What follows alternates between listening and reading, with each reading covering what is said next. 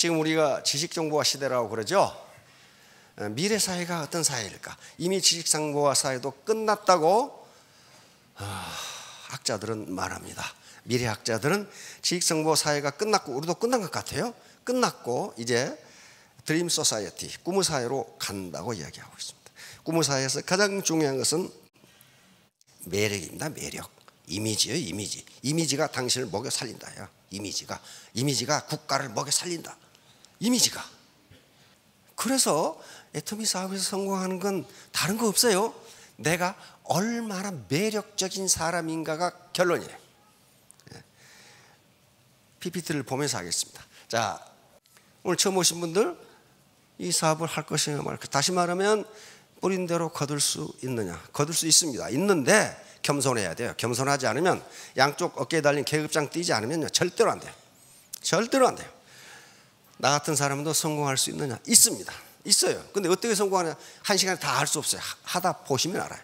그 다음에 어떻게 성공하냐? 이것 마찬가지. 이 세 가지 것이 가장 의문인데 이건 오늘 당장 한 시간에 할 수가 없어요. 그러나 가능합니다. 아무나 성공할 수 있으면 누구나 하는 건 아니에요. 가장 중요한 요소는 겸손 그리고 열정과 끈기입니다. 이것밖에 없어요. 자, 다음. 우선 성공하시려면 프로가 돼야 됩니다. 아마추어는 성공 못해요. 우선 그 일을 좋아해야 되고 좋아한다고 해서 성공하는 거 아닙니다. 그러니까 잘해야 되고 아무리 잘해도 그 일이 보람이 없으면 오래 못합니다. 그런데 보람만 있어서 되는 게 아니에요. 거기에 일정한 소득이 없으면 아무리 보람이 있어도 못합니다. 못해요. 뭘 가지고 하겠어요? 안 되는 거예요. 그래서 소득과 보람이 동시에 있어야 돼요. 바로 애터미 사업은 글로벌 빅 비즈니스입니다. 애터미 사업의 특징은 진입과 퇴출 자유가 있어요. 진입비가 없다는 것은 매몰 비용이 없다는 겁니다. 매몰 비용 그만두더라도 손해가 없다는 거예요. 예를 들면 식당 하나 하는데 인테리어 비용 얼마나 들어갑니까 지금? 적어도 5천 내지 1억은 써야 된답니다. 그런데 식당에 앉아서 그만뒀어. 그럼 어떻게 해요? 간판 다시 갖다 팔아요? 영자 식당, 그런데 그 영자 식당 사세요 그러고 돌아다녀? 의자, 냉장고, 식탁 여러 가지 집기들 그 일을 그만둘 때 회수할 수 없는 비용, 그게 매몰 비용이. 모든 비즈니스는 매몰 비용이 있습니다. 근데 이건 매몰 비용이 없어. 등록비가 없거든. 가입비도 없어. 자, 이게 글로벌 빅 비즈니스예요. 사소한 사업이 아니에요. 한 달에 5천만 원을 벌 수 있는데. 그런데 세상에 공짜는 없습니다. 반드시 세 가지 공부를 하셔야 돼요. 먼저 헤드, 머리 공부. 여기 이성입니다. 이성. 애터미 사업의 본질과 핵심에 대해서 뭐 알아야 될 거 아니에요. 두 번째, 마음 공부예요. 파토스, 마음. 따뜻한 마음이었으면 나 혼자 잘 먹고 잘 살아야지 그렇게 해가지고 그런 일은 보람이 없어요. 얼마 못합니다. 돈만 성공해야지 원칙을 지켜야지 하는 따뜻한 마음이 없으면 성공 못해요. 다음에 몸 공부, 비즈핸드. 몸이 움직여야 돼. 몸이. 세 개, 헤드, 하트, 핸드. 이게 동시에 이루어져야 돼. 자, 자본에 대해서 얘기하니까 자본은 분류하는 방법은 여러 가지가 있습니다. 여기서는 이렇게 눈에 보이는 자본, 눈에 보이는 자본은 공장을 의미합니다. 공장, 땅, 공장. 눈에 보이지 않는 자본, 무형 자본이라고 하는데 저작권, 특허권, 특히 인적 자본, 우리 몸에 들어있는 자본은 눈에 보이지 않습니다. 특히 우리가 지금 여기서 제 강의에서 하는 얘기 거의 대부분은 인적 자본에 관한 얘기입니다. 아무리 물적 자본이 많이 주어지더라도요, 인적 자본이 그것을 백업해 주지 않으면 그 물적 자본을 지킬 수가 없어요. 복권 당첨된 사람들이 잘 사냐 못 사냐에 대해서 하도 말이 많으니까 영국 BBC에서 그걸 조사를 했더라고요. 근데 복권 당첨자 중에 절반은 당첨되기 전보다 더 행복하게 산답니다. 절반은 완전히 거지가 돼버린대. 절반은. 그래서 어떤 사람은 더 잘 살고 어떤 사람은 거지가 되는가. 똑같이 복권을 당선됐는데 그건 바로 인적 자본과 관계되는 거예요. 그 돈을 감당할 만한 인격을 가지고 있느냐 하는 문제예요. 그러니까 아무리 물적 자본을 많이 줘도 인적 자본이 그것을 백업해 주지 않으면 그걸 지킬 수 없다는 거예요. 자, 다음. 이 피에르 브리디의 프랑스 이 사회학자인데 자본을 이렇게 나누면요, 왜 인간 불평등이, 사회 불평등이 나타나는 걸 금방 알 수 있어요. 이 피에르 브리디는 경제자본, 이게 부모로부터 돈을 얼마나 물려받았냐 하는 거예요. 많이 물려받으면 잘 살잖아요. 그렇죠? 이거 사회자본, 이것은 내 인맥이 어떤 인맥이냐 하는 거예요. 인맥. 이건 잘 살면 인맥이 굉장히 좋아집니다. 그 다음에 문화자본, 이건 상징자본. 학력이 얼마나 좋으냐 하는 문제인데, 이 세 개가 사회적 클래스, 사회적 계급을 결정한다고 봤는데, 영국의 캐서린 하킴 교수가 이 매력 자본이라는 게 있기 때문에 얼마나 매력 있느냐에 따라서 로워 클래스에서 아파 클래스 올라갈 수 있다. 자, 다음 데니얼 카너만, 2002년 노벨 경제학상을 받은 분입니다. 심리학자예요. 성공 여부를 좌우하는 것은 지능이나 학벌, 운이 아니라 무엇이다? 매력이다. 그래서 앞으로 성공 요인은 매력 지수가 얼마나 되느냐에 달려있다. 미래학자들이 이구동성으로 하는 얘기입니다. 이거 미래학의 대부라고 하는 사람인데 하와이 대학 교수거든요.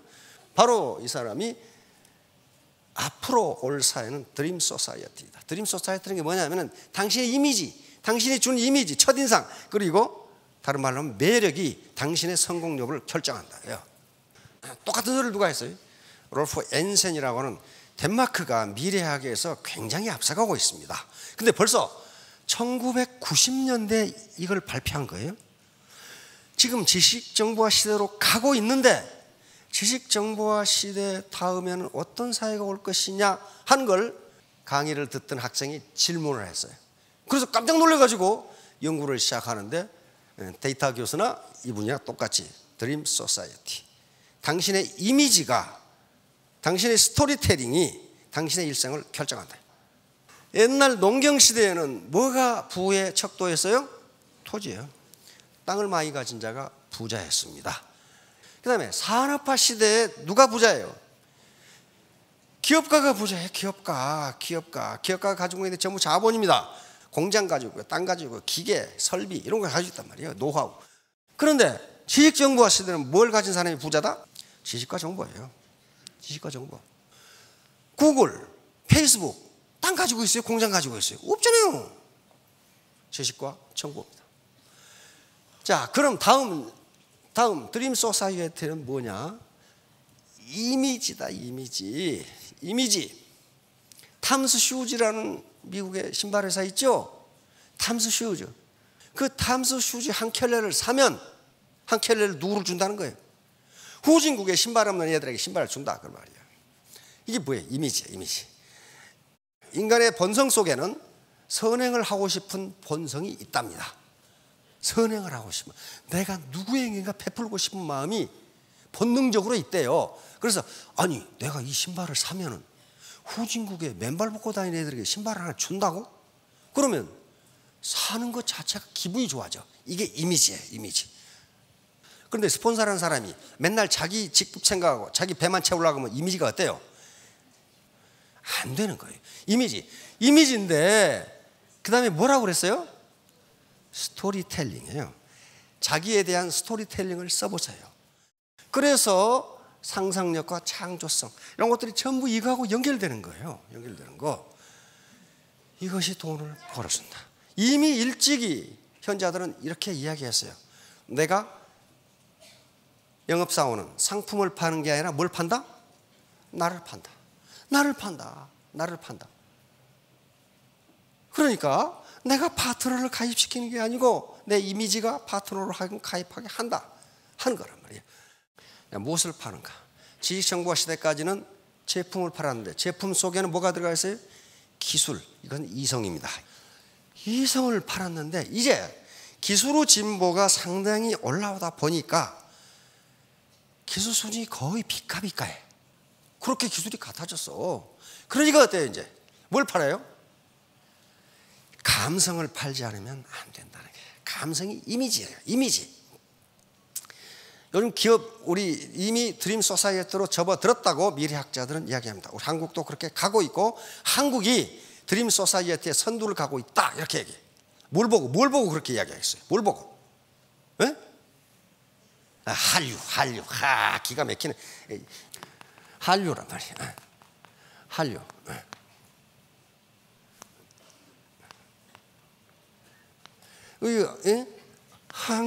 한국 문화의 물결이 막 세계로 뻗어나간다. 그 이미지가 가니까 동남아시아, 특히 한국을 선진국으로 보고 있는 동남아시아로 가니까 뭐가 많이 팔리기 시작해요? 화장품, 한국 화장품. 그러니까 동남아시아에 화장품 수출이 어떻게 돼요? 엄청나게 많아지죠. 이미지가 앞서갑니다. 현대경제연구소에서 소녀시대가 경제에 미친 영향이 현대자동차가 미치는 영향보다 크다. 왜? 현대자동차는 자동차 한 가지에만 영향을 줘. 그렇죠? 소녀시대는 라면부터 자동차까지 다 줘. 이미지라고요. 이미지. 자, 드림 소사이어티는 감정을 파는 사회예요. 감정을. 그래서 따뜻한 가슴으로 이어진 공동체를 만들겠다는 생각이 없으면 드림 소사이어티에서는 성공할 수 없다요. 문제는 나는 얼마나 쿨한 인간인가 하는 걸 봐야 된다는 거예요. Cross my cool. 나는 얼마나 매력적인 인간이냐. 이건 누구밖에 몰라요? 나밖에 몰라. 자, 다음. 이 사람 임상옥 아시죠? 드라마 상도. 젊은 사람들은 또 모를 수도 있네. 그래서 소설은 남아있어요. 최인호 선생의 상도라는 소설. 이 주인공이 임상옥입니다. 임상옥. 조선 정조에서 순조조에 이르는 조선 최고 부자입니다. 만상이죠.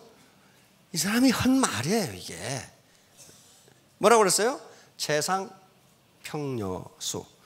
재산 중에 최상은 물처럼 평평한 것이고, 스폰서 혼자 잘 맞고 잘 살지 말고 파트너하고 어떻게 하자?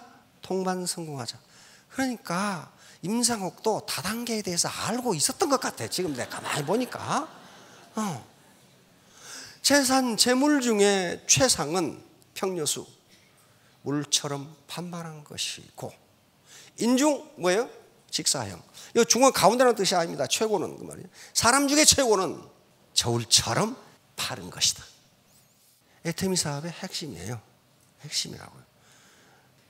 여기 드세요. 재상 평려수. 재물 중에 최상은 물처럼 반반하는 것이다. 다 나 혼자 잘 먹고 잘 사는 게 아니고 다 같이 잘 사는 것이다. 인중 직사형. 사람 중에 최고는 저울처럼 바른 것이다. 요 말을 해놨어요. 장사란 이익을 남기는 보다 뭘 남기라고요? 사람을 남기는 것이다. 사람이야말로 장사로 얻을 수 있는 최고의 이윤이며, 따라서 신용이야말로 장사로 얻을 수 있는 최대의 자산인 것이다. 그래서 늘 강조하는 게 사람 중심 사업을 하라고 이야기합니다. 사람 중심 사업을 하라. 직급 중심, 돈 중심 사업을 하지 말고, 그 허상을 쫓지 말고 사람 중심 사업을 하라. 왜 그래요? 파트너가 성공하면 나도 어떻게? 성공하니까 그런 거예요. 사람을 키우면 내가 밀려 올라간다. 내가 밀려. 그래서 우리 어떻게 해야 돼요? 여시구진. 여시처럼 간다 그 말이 아니고, 시대의 흐름에 맞추어 함께 굳잡니다. 함께 손잡고 같이 가자. 나와 파트너, 내 가족 라인과 형제 라인이 손잡고 같이 가자. 그래야 살아요. 그래야 손잡고 함께 가니까 지식과 지혜가 합해지지요. 합해져. 그러니까 성공하는 거예요. 자, 다음 우리 안도현 시인의 시입니다. 가장 유명한 시 중에 하나입니다. 연탄재 함부로 차지 마라. 너는 누구에게 한 번이라도 뜨거운 사람이었느냐. 자기 동굴에 갇혀가지고 자기만 옳다고 생각하는 사람은요, 한 번도 다른 사람을 위해서 자기를 태워본 적이 없어요. 네, 따뜻한 사람이 되자. 바로 warm heart. 이건 심리학적으로 매우 중요한 실험 중에 하나입니다. 솔로몬 해시라고 하는 게슈탈트 심리학이라고 하는 심리학이 있습니다. 게슈탈트 심리학은 여기 앞에 이 아름다운 숙녀, 이 숙녀분의 코가 아름답다 해서 코를 딱 따오고, 이분의 눈이 아름답다 해서 눈을 딱 따오고, 이분은 볼이 아름답다 해서 볼을 딱 따와서 또 여기서 입을 딱 따와서 그걸 맞춰놓으면 어떻게 된다? 괴물이 된다는 거예요. 괴물. 다시 말하면 전체는 부분의 합이 아니다. 전체는 부분의 합이 아니다. 이거 게슈탈트 심리학이에요. 그게 맞아요. 그게 맞다고. 그래서 대학이니까, 심리학 교수니까 대학에서 한 강사를 소개하는데, A 클래스에 가가지고는 이 강사는 이런 사람이다 이렇게 소개했어요. 지적이고 숙련 금연 다 같죠. 여기만 달라요. B반에 가가지고는 이렇게 소개했어요. 그러니까 하나만 다르죠. 하나만 다른데 따뜻하다고 소개한 반에서는 이 강사를 모든 걸 높이 평가하더라는 거예요. 그리고 강의 수강 태도가 매우 좋고 나중에 토론 태도도 매우 좋아. 그런데 이 강사는 똑같은 사람입니다. 똑같은 사람이에요. 지금 똑같은 사람을 A 클래스는 이렇게 소개하고 B 클래스는 이렇게 소개했어요. 여기서 이렇게 소개했더니 평가가 매우 부정적으로 나오고 수업도 잘 안 듣고 나중에 토론도 잘 안 한다는 거예요. 따뜻한 사람이냐 차가운 사람이냐에 따라서 이 사람 전체를 평가해 버린다 그 말이에요. 지금 다시 말하면 그 사람은 따뜻한 사람이라는 말 한마디가 다른 모든 걸 덮어버린다 그런 말이에요. 이 사람은 차가운 사람이라는 말 한마디가 다른 걸 모든 걸 덮어버린다 그 말이에요. 우리 사회에서는 그것을 한마디로 표현한 게 덕이 있는 사람이냐 없는 사람이냐야. 그래서 덕이 없다고 평가되면, 다시 말하면 다른 사람을 배려 안 해. 힘든 파트너를 무관심해. 자기만 생각해. 자기만. 그런 사람은 덕이 없는 거예요. 덕이 있는 사람은 어려움에 처했을 때 친구가 많아집니다. 고속도로에 달리다 보면 정체가 있어요. 그렇죠? 근데 정체가 나는 이유가 몇 가지가 있습니다. 우선 뭐 다른 노선하고 이렇게 합류한다든가, 또는 앞에서 뭐 접촉사고가 났다든가, 또는 뭐 청소차가 청소고 간다든가, 그런, 또는 휴게소에서 차가 나온다든가, 그런 데는 정체가 일어날 이유가 있습니다. 그런데 아무 이유 없이 정체가 일어나. 도대체 앞에서 접촉사고가 있었는가 보다 하고 가보면 아무 이유도 없어. 그런데 정체가 일어난단 말이에요. 그런 정체를 뭐라고 부릅니까? 그런 정체를 유령정체라고 부릅니다. 어떤 유령이 나타났어. 유령정체, 팬텀 트래픽. 뭐 정체될 이유가 없는데 정체가 되는 거란 말이에요. 팬텀 트래픽. 영어로 있는 거 보니까 우리가 연구한 게 아니죠. 미국, 독일, 캐나다 똑같이 이런 현상이 나타나는데 좀 우리보다 덜 나타납니다. 왜 이게 이런 정체가 생기는가 해서 물리학자들과 교통학자들이 연구를 해본 결과 몇 가지 이유가 있어요. 우선 가만히 생각해 보세요. 이론적으로 고속도로 위에 자동차가 쭉 늘어서 있으면 그것이 일정 속도로 달리면 정체를 해야 할 이유가 하나도 없어요. 왜 정체가 됩니까? 그대로 쑥 가는데 그냥 물 흐르듯이 흘러가면 될 거 아니에요. 그런데 어떤 이유로 앞차가 브레이크를 밟아? 그 어떤 이유는 많아요. 휴대폰을 전화를 한다든가, 안 그러면 과자를 먹으려고 꺼낸다든가, 재채기를 세게 한다든가. 그러면 그 뒤에 따라가는 자동차가 추돌을 하지 않게 해서 브레이크를 밟아. 그렇죠? 브레이크를 밟으면 어때요? 그 파고가 계속돼. 그래서 맨 끝에 가면은 차가 전부 멈춰. 그 시뮬레이션을 해보면 일반적으로 앞차가 움직이고 뒷차가 움직일 때까지가 1초 걸린답니다. 1초. 바로 못 움직이죠. 앞차가 가는 걸 보고 나도 가야 되니까. 1초 걸리는데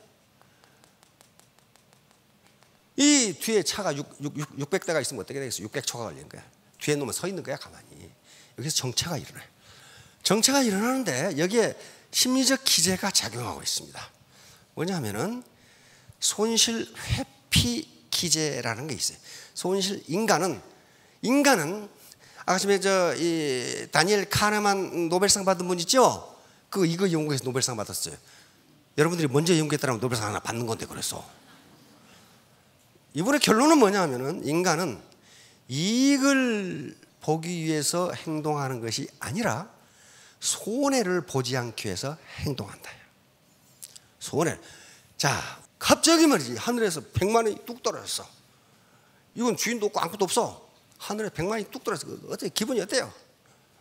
기분이 엄청 좋죠. 엄청 좋아. 그때 기분 좋은 것을 10이라고 합시다. 재즈게 기분 좋은 거죠, 10. 그래 지하철에서 어떤 놈이 내 100만 원을 소매치기 갚았어요. 그때 어때요? 디스유틸리티. 절망감이 들어. 기분 나쁘죠? 그러면 100만 원을 공짜로 얻었을 때의 플러스 기분과 100만 원을 어떤 놈이 소매치기 갔을 때 마이너스 기분, 어느 것이 크냐 하는 문제. 마이너스 기분이 훨씬 큽니다. 이 학자들이 많은 경우를 연구해 보니까 그것이 2배 반이에요. 다시 말하면 요 사람이 자꾸 끼어드는 이유는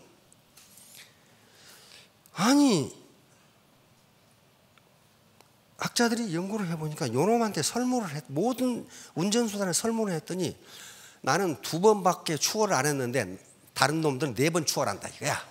내가 손해다 이거야. 나 손해 볼 수가 없다 이거야. 나도 끼어들자 이거야. 이놈은 어떻게 됐어요? 저놈만 끼어들어 나도 이쪽으로 끼어들자 이거야. 그래가지고 유령 정체가 나타나는 걸로 그렇게 결론을 내렸습니다. 그래서 이 고속도로의 정체를 일으키는 것은 도로공사다? 아니다. 고속도로를 이용하는 사람들 때문이다. 이걸 어떻게 통제하느냐. 그래서 결론은 뭐냐? 자율주행 자동차가 나오면 고속도로 유령 정체는 없어진다. 끼어들도 않고 그대로 가니까 없어진다. 다시 말하면 리더의 위치에 있는 사람이 이런 식으로 행동하면은 그 파장이 뒤에는 서버린다. 이게 서버려. 나는 그냥 빨리 가게 해서 끼어들었는데 뒤에는 서버리더라. 이거 서버려. 나는 뭔가를 했는데 뒤에서 밑바닥에 올라오는 건 신음소리가 올라온다. 마찬가지예요. 애터미 사업에서도 똑같이 동반 성장을 하면은 빨리 갈 수 있는데 꼭 누군가가 끼어들어 가지고 그 파장이 일파만파로 번져나가서 나중에 그 파동이 이렇게 가다가 더 커져. 이렇게 커져요. 그러면 앞에서는 잠깐 멈췄는데 뒤에 가면 도로에 서버리더라 하는 문제가 나오게 됩니다. 다른 사람을 배려하지 않고 나만 빨리 가면 될 것 같은데, 그래서 요 아주 끼어들기 천재가 안 끼어들 때와 끼어들 때 목적지에 도착하는 시간을 봤더니 같더라 하는 거예요. 같더라. 이걸 자기중심적 편파라고 하는 겁니다. 이고센트릭 바이어스라고 하는 건데, 모든 인간은 자기중심적으로 생각하기 때문에 어쩐지 내가 안 끼어들면 내 바보 같고, 다른 놈 다 가는데 나만 안 가면 이거 내가 하면 손해잖아. 그러다가 결국 전체가 손해를 본다는 이론입니다. 자, 애터미 사업도 똑같습니다. 재심 합리화하고 동반 성공하고, 이걸 우리가 바라고 있는 거예요 지금. 왜 그러냐면 그렇게 하는 게 가장 성공이 빠르기 때문에 그래요.